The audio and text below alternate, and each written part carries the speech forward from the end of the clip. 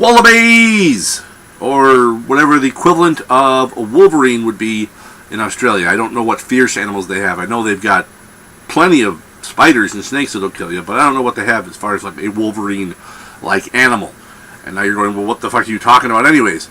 We're talking about 2010's Tomorrow, When the War Began. This is adaptation of some of the novels by James Marsden. This is brought to the screen by Stuart Beattie, and amazingly enough, it isn't good, from the guy who brought us the screenplay for G.I. Joe, The Rise of Cobra, and I, Frankenstein. What we have is the story of 7 plucky, unlikely friends, teenagers in Australia, who come home from a camping trip to find out their country's been invaded by the most inept Asian army ever on the face of the earth. They got lots of cool big black helmets, but that's about all they got going for them. But they did manage to round up all the kids' parents and put them in the center of town. They capture the entire town, but these 7 plucky teenagers, whose primary weapon is gasoline, almost solely gasoline, and maybe I think a stolen gun, managed to elude them for I don't know how long. Just so much of this movie that it feels like a bad after-school special that they just, they took it, they threw, we're going to do this one about, what happens when your country's invaded.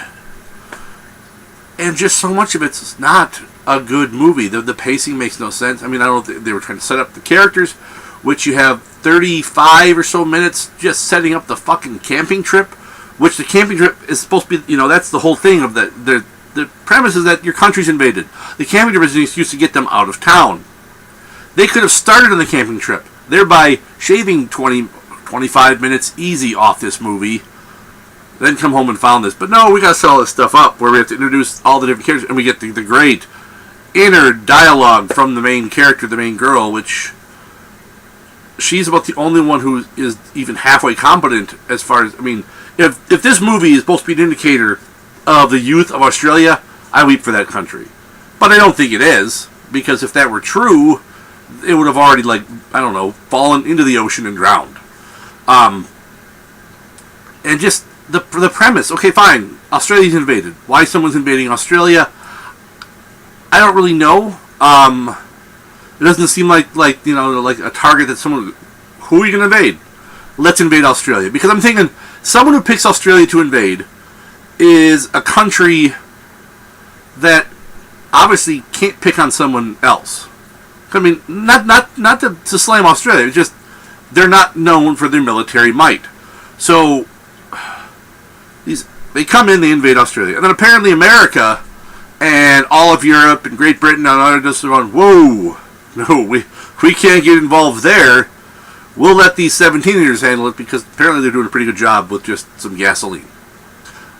Scale of 1 to 10 on this one. Man, it feels like John Hughes, God rest his soul, John Hughes drank an entire cask of whiskey, then fell down all the stairs of the Empire State Building, and while in his booze-addled coma, Red Dawn, the remake, is playing in his hospital room, and in this haze, he decides to write his own movie about an invasion. But he can't set it in America for some reason, because that's been done. So he's going to pick Australia.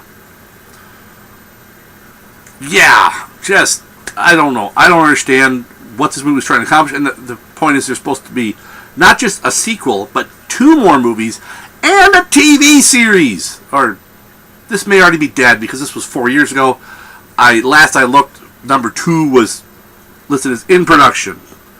I could be mistaken on that. I don't care. I'm not going to watch it. And I don't want to read the books, because if this was the faithful adaptation of the books, it doesn't make sense. And I'll admit, I'm probably not the target audience here. This is obviously not a story written for, let's write this for the fat 40-year-old American guy.